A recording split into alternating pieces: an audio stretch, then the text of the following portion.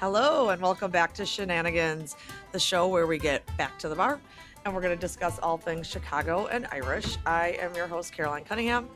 And I'm your host, Mike Flannery. And today's guest is George Bilecki, a 12th round, a Southsider, and a 12th round draft pick to the San Diego Padres. So we're excited to have George on and looking forward to talking. Let's bring him out. So, hello, and we're joined here by George Bilecki, who was recently drafted 12th round into Major League Baseball by the San Diego Padres. Local kid, grew up in Barnabas, went to Marist High School, and it's a very impressive deal to be gone into 12th round, and we're very proud of you being local and everything like that. Welcome Appreciate to the it. Shenanigans. Yes, I know. Welcome. I'm excited. Yeah. I'm excited. And Thank you for having me.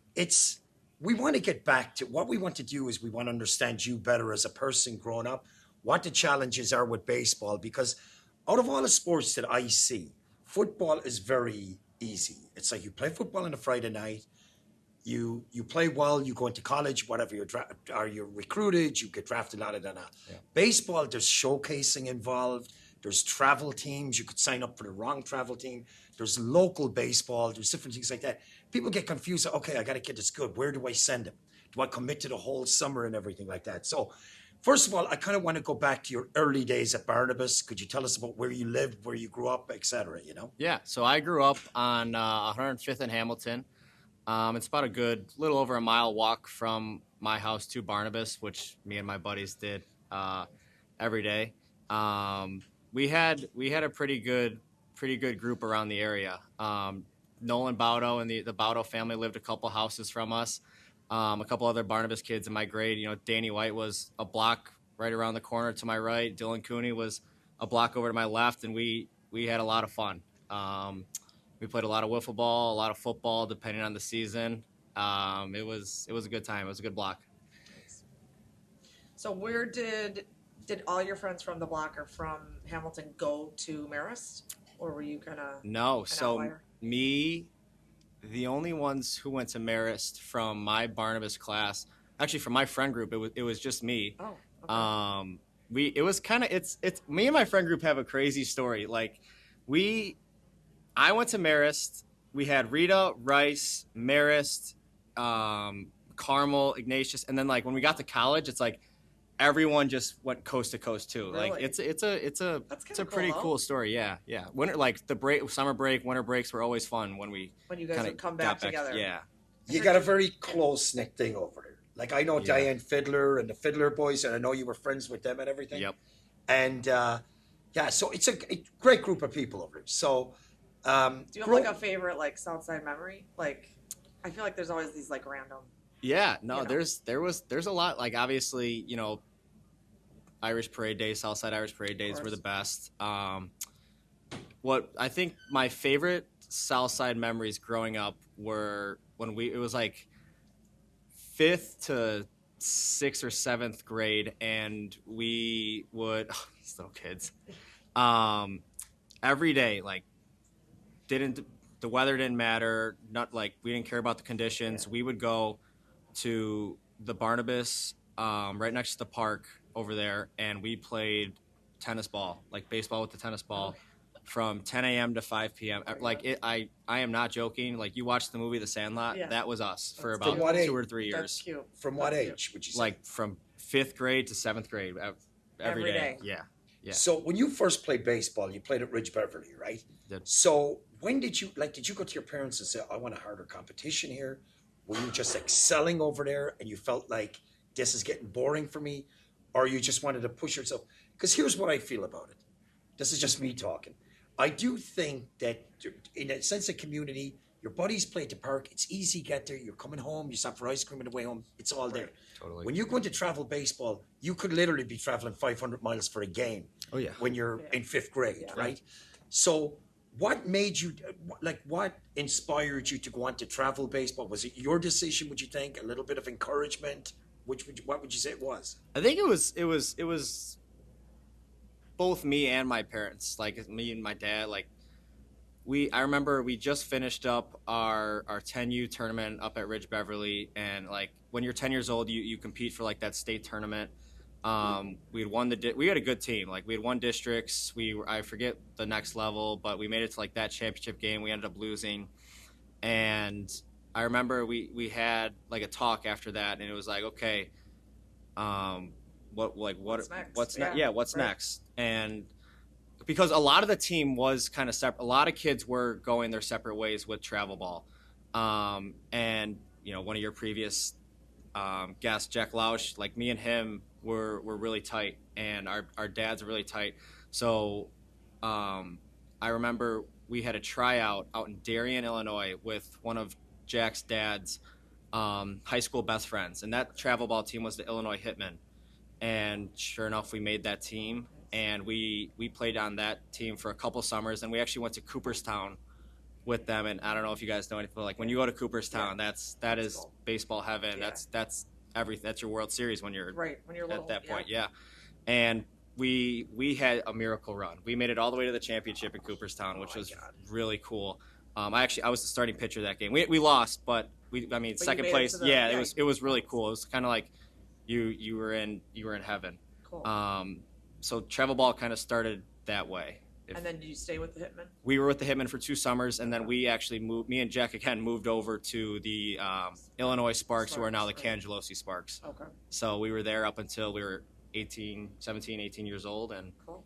So it worked out for carpooling, obviously, when you're not driving. that was huge. Yeah. Like But here's the question I have about it, because when you try out for the Sparks, you give them your money up front. Then they tell you try out, and then they tell you what team you're on. yeah. So could you always run the risk that you and Jack would have been put on a different team?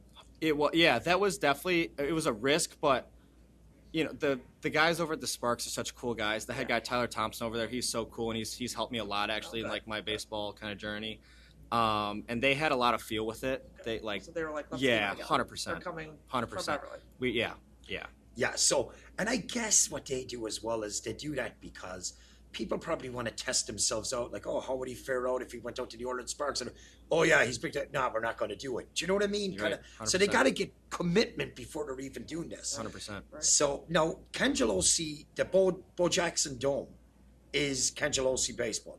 That's the Orleans Sparks home Yep. indoor field or Yep. facility or whatever. Yep.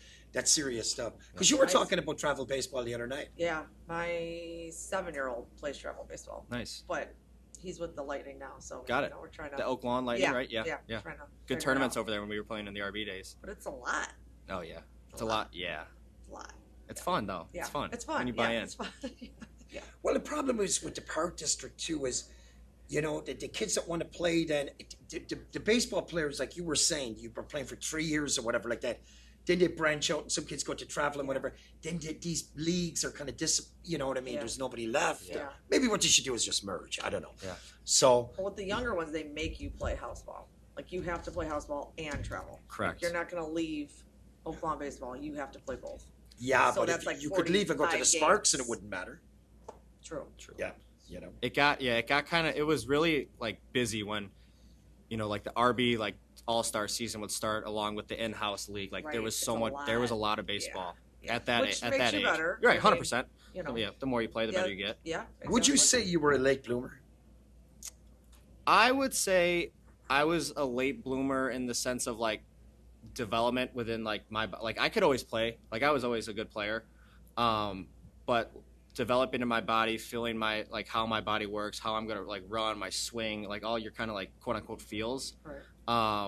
I was kind of definitely late to the party with that, and obviously I kind of figured it out. But yeah. Figured it Amazing. out is you right. Figured it out.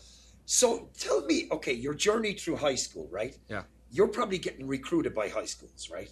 yeah, One, It was a this fun is what I process. know about high school baseball. I'm telling you, basically, they don't have enough time to really go ahead and see all the talent they got. no chance. They Right. don't have, like, there's just not Too enough. many, The season's not long enough. They start in March. Half the games are canceled. They Yeah. go into April. They're coaches. They're not scouts. You know Yeah, what I mean? that's right.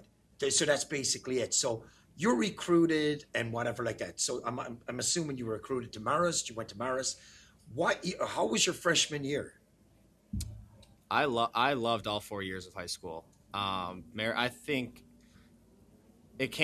my final 2 schools when deciding to pick a school were Rice and Marist, and My dad went to Marist, my grandpa went to Brother Rice, so like it was just left in the air for me to make the decision. And like, it is kind of cringy as it sounds. You put your head on the pin, you really think where you see yourself. Like people tell that story, and you wake up, and like, and I knew Marist was kind of more home to me. And it was a great decision. I met a lot of cool people, a lot of great friends who I'm still really good friends with. Actually, since I've been home for the off season, I pick my sister up there, at Marist every day. So I'll run into some past. Yeah. She recruited your sister. Yes. Really? Yes. She's I saw her over at the Schumachers the other day, and they're young. They they know all the TikToks and like, I need you. Oh, so she's my new intern. Good luck. I'm just kidding. She's the best. She's so cute. Yeah. Shout out to Meg. So brilliant stuff. So basically, okay, you're going through Marist. When did you start in the varsity team? Were you starting as a junior? Did you start as a senior? Yeah. So it was kind of tricky. COVID hit my sophomore year, and my freshman year I played JV baseball like with all the sophomores. Our varsity, like when I got to my freshman year, our varsity team was, a top ranked team in the state. I talked to my high school coach Kevin Sefsik about it all the time when I'm up hitting at the Marisplex and Palis. Like we kind of ran a little minor league like farm system. Like when I first we had a really good kind of 4-year stretch there. So like when my freshman year when we played JV, like that team was special, and then we were all going to be on varsity. COVID hit, so then fast forward a year, our junior year, we had the same team that we had that year right before COVID. So it kind of we just gelled. We were a great team. So you were starting as a junior then? Yeah. Yeah, you started as a junior. Yeah. Center field? I played left field. We had a really good center fielder, Mark Brannigan. I played left field my junior year, and then I played center field my senior year. I often wonder, hitting is so important in baseball, right? Hitting, like you almost got to train yourself for a slump because it's going to happen, right? When you're changed in the batting order, like say you're hitting number 3 or 4 or whatever like that, then they come along to you and they go, we're moving you down to 8. Is that another, like, does that take the pressure off a little bit? Or is it kind of like, stepping on you? Yeah, I could see it both ways. At the end of the day, like you're in the lineup. Right. So that's huge to be in the lineup. But I think, if that was me, are you talking like in high school if that happened? Anything, right. I just know when you get to the bottom of the lineup, you're probably going to see, the whole idea of it is to go see a couple more fastballs. Just, kind of hit the straight pitch, that whatever. But when you're dealing with a slump or, failure, like that's baseball. Baseball is a game of failure. Like there was one hitter in all of Major League Baseball last year that hit over 300. So like just one. If you fail 7 out of 10 times, you're in the Hall of Fame. Yeah. Right. Like that's pretty. Think about this though. A guy batting a guy hitting 250. Is he on the cusp, or is that like above average? That's pretty good. That's pretty good. Yeah. So if you were told right now you're going to hit 250, you take it. Yeah. You would at the professional level. Yeah. You take 250. Yeah. Okay. I would say that's average. So, yeah. They say 370, or no, they say 275 is the new 300. It is. That's the kind of quote that gets. Yeah, with all the pitching and everything nowadays. But, like going back to your point with failure and just going through a slump, like the biggest thing, like advice that I could give is like, don't ride the wave. So like getting to like this whole thing you talk about riding the wave, don't ride the highs. Don't get too high when the highs are high. Don't get too low when the low, like stay even keel. Right. That is great advice. That is, and it applies, like they say baseball. Yeah. Do you know what? I think Pete Rose was talking about hitting, and he said, somebody's just going through a slump. He goes, change your position at the plate, or change your grip. But he says, keep your swing, everything that got you there. Your swing got you there. Your swing got you there. But he said, just change it, like coming back on the plate a little bit, go forward on the plate a little bit. I know there's guys watching this that are saying, he doesn't know what the hell he's talking about. I'm like, I believe you. I'm like, sure. All sports are a game of inches. You don't know how close you are to, failure versus success. Right. So I want to just fast forward here. So you're in Marist, whatever. You go to, what college you go to again? Lewis University. Lewis University. Romeoville, Illinois, yep. I went to St. Francis. Really? Mm-hmm. Did you stay there? Yeah. My first ever college baseball start was against St. Francis. Oh, was it? Okay. First ever college hit. was a home run against them. Nice. Good Quick job. little story there. Yeah. So you're out at what's the name of the college again? Lewis University. Lewis. Jeez. So you're out at Lewis, and how many fights have you had, Mike? that's my second one. So you're out at Lewis, and typically I wouldn't think a 10th rounder is going to come out of Lewis University. Do you know what I mean? Like with 10th round draft pick? 10th round draft pick, like you got all the Division I schools, you got top prospects. D2. Oh, D2. D2, yeah. And that's not a slight against Lewis at all. No. But it's like, so you must have really knocked it out of the park. You must have been like playing really good baseball. I played well. Yeah, what would you say you hit when you You're were? so humble. You played amazing. My last year at Lewis, I think I hit anywhere between 360 and 370. Oh my God, that's unbelievable. Yeah. That's unbelievable. Wow. It was a good year. That is so you knew you were going somewhere.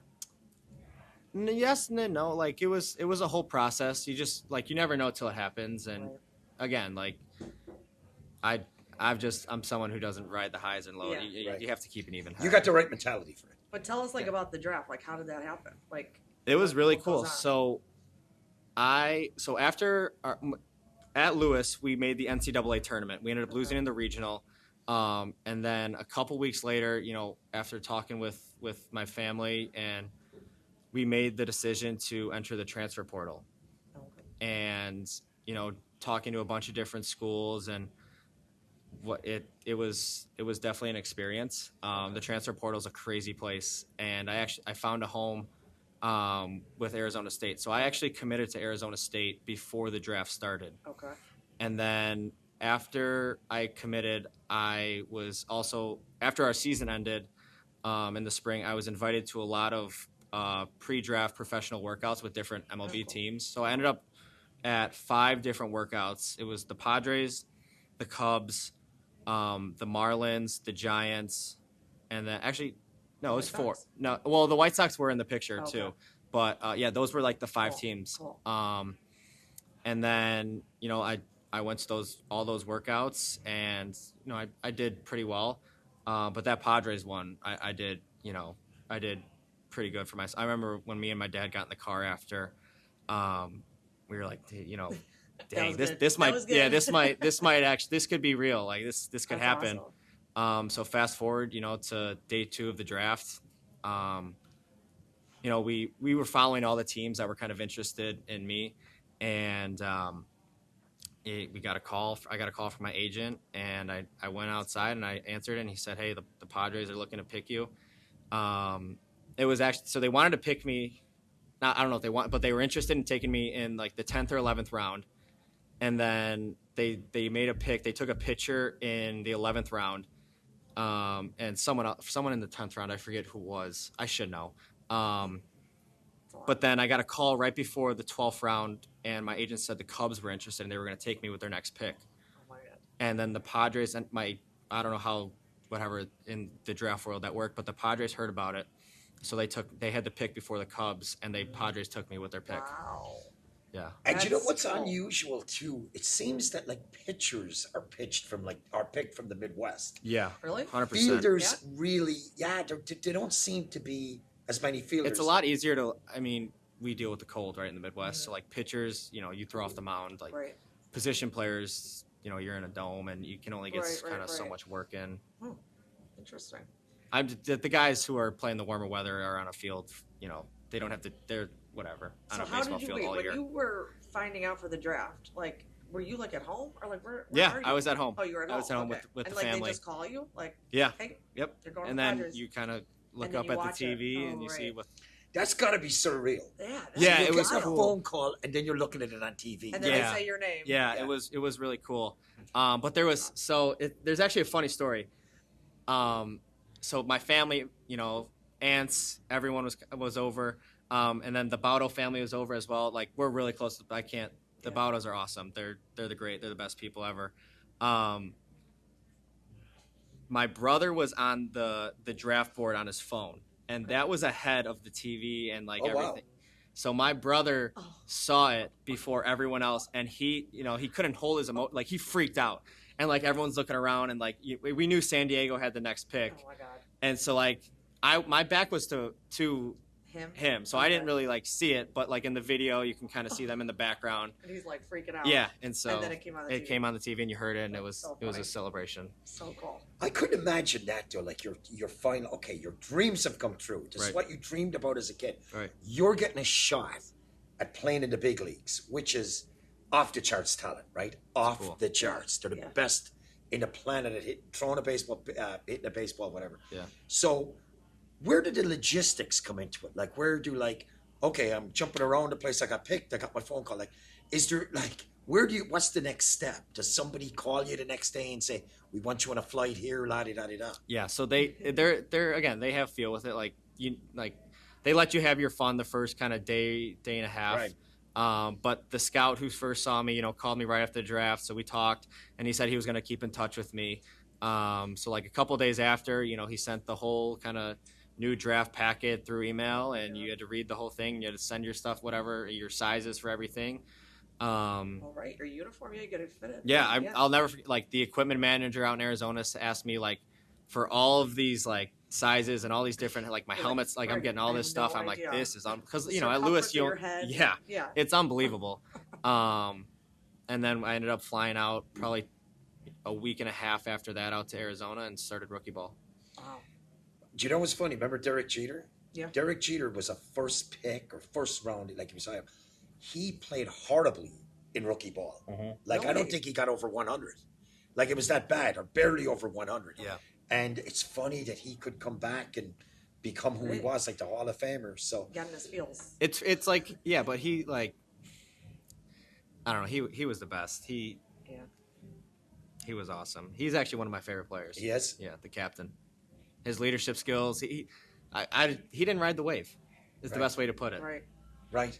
Interesting. Everybody gets humbled in baseball too. Like, you'll hear of a player like, he's not hitting, he's struggling. They're sending him back down to riding around on a bus, basically, right? Yeah. You're going from flying around the place in a jet. You're going down to AAA, AA, and you are even coming back from injury. It's a business. It's right. It's. Do you know what I mean? There's a lack of and not alone will they just trade you. They'll send you on a plane and you're playing that night. Yeah. Like, there's no messing around. Like, they're not telling you go out there for a week, find yourself a house, settle down, meet the neighbors, go to a few block parties. No. And what, it's not like the South Side, right? Jorge. Yeah. And So we actually, the trade deadline happened right after the draft, and we got a kid. He's 18 years old from Venezuela, and his name's Jorge Quintana. He's one of my good friends now. Okay. So me, him, and our third rounder got sent out to Lowe, out to California together, all on the same plane. Okay. And, me and our third rounder, who's from Georgia, speak clear English, like we could communicate, but, we had to kind of help Jorge out at the airport. It was just a whole experience, but it was really cool. Like, he was a super cool kid, and, we talked when we were waiting for the airplane to show up through Google Translate and, just getting to know each other. And that's nice. Yeah, but he knows also, like, he's taken English classes. Okay. So he knows if you talk slow enough, he'll understand you. Yeah. But he's super cool. I lived with him out in California, so got to know him. He's from Venezuela? He's from Venezuela. I didn't know baseball was... Oh, it's big. Popular. Oh, yeah. Huge. Yeah. Is it? Oh, yeah. Really? Yeah. Do you know what's funny? Like, you're in baseball. The NFL, you're basically competing with Americans. Yeah. Except for the kickers, special teams. Right. Baseball, like, there's a couple of Australians playing in baseball. Yeah. Oh, there's the World Baseball Classics this year. Like, if there's all over the world. Really? There's talent all over the world. Very interesting. Yeah. So, do you have any Irish connections? Are you anybody from Ireland? Yeah. My grandparent, I have a grandma who's from Mayo, and my grandpa is from Galway. Oh, nice. This comes on your mother's side, right? Correct, yeah. The maiden name, or their last name is Helvey. Helvey, okay, good man. Have you been to Ireland? No, I want to. It was supposed my graduation gift this year was supposed to be a trip to Ireland. I remember my mom and we talked about it literally almost kind of like a year ago last winter, and then the whole draft thing happened. So it's gonna take a little. But I'm still gonna get my degree. Slowly but surely. Yeah. So once I get that degree, I'm gonna ask her. Yeah, we're gonna get that trip. I heard you like Irish music too, right? Oh yeah, we heard you're a singer. No. Whoever told you that? My intern. Yeah, I'm sure she did. The best. I do. I love Irish music. She said you're a really good singer and that you love some Irish tunes. You know what? I will turn on the speaker. God, no. No, I do love Irish. I'm actually this hat. You know, when I went to Lewis, I would always wear this hat out, and I was always known as like the Irishman. That's funny. Out of wherever we went, and always listen to Irish music. Like our team actually kind of bought into it. The entire month of March, we would go over to like the baseball house and hang out, and only the entire month of March, only Irish music would be playing on the speakers, and like it was heaven to me. I loved it. I loved it, and all the other kids were like, "Oh wait, I'm actually like Irish too." Yeah, like I have a percentage. Right, like and then they would buy in, and there you go. Yeah, it was awesome. Fun. Too funny. We love it. Irish people love to claim their own. Right. I'm saying this earlier, like Tom Brady's Irish now. It's like, I think Muhammad Ali was Irish as well. Has a connection, right? Yeah. And for such a small country, it's actually wild. Now, so when does spring training begin? I fly out next Sunday. Yep. So you're going to spring training. You're going to start probably on low A or high A, right? Yep. You won't know that till you get there. Totally. If you're hitting it out of the park and you're doing really well, they could bump you up to double A, triple A, right? Yeah, anything. Like it's if they think that you can help the team at that level win, at the next level up, you're going. So what would your best, most optimistic thing be heading into the season? Like, what are you hoping to come out of spring training with?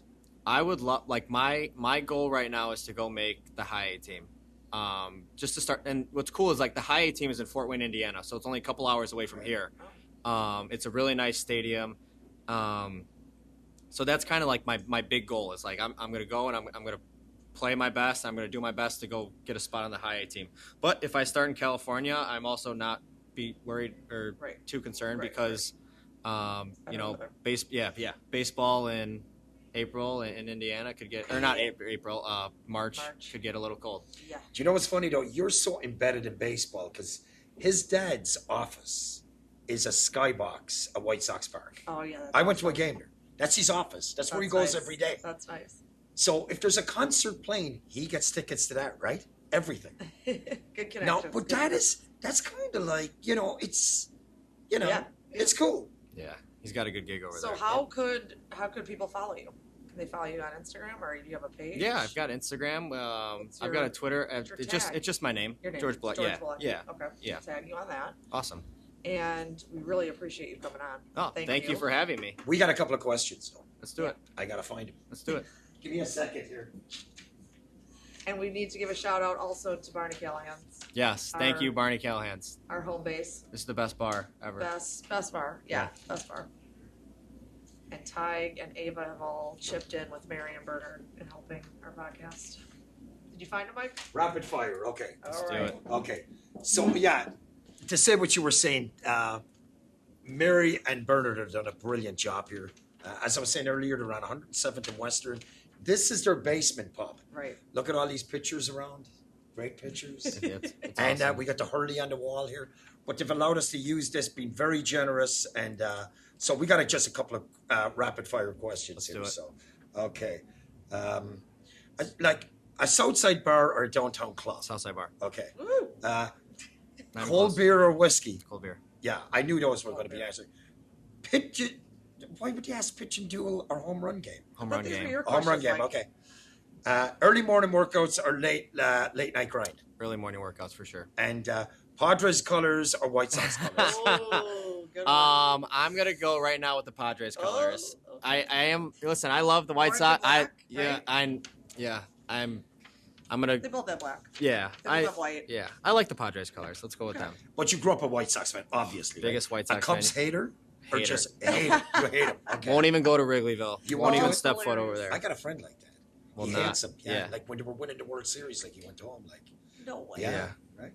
A lot of kids like couldn't comprehend that like I'm still a White Sox fan.